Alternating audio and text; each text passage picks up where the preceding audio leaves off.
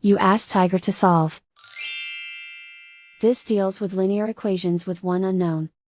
The final result is x equals 5/2. Let's solve it step by step. Group all x terms on the left side of the equation. Subtract 9x from both sides. Group like terms. Simplify the arithmetic. Group like terms. Simplify the arithmetic. Group all constants on the right side of the equation. Add 3 to both sides. Simplify the arithmetic.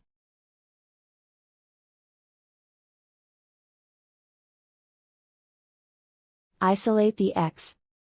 Divide both sides by -6.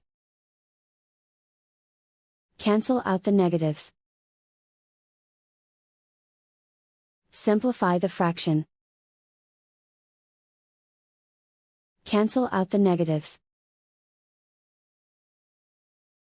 Find the greatest common factor of the numerator and denominator. Factor out and cancel the greatest common factor.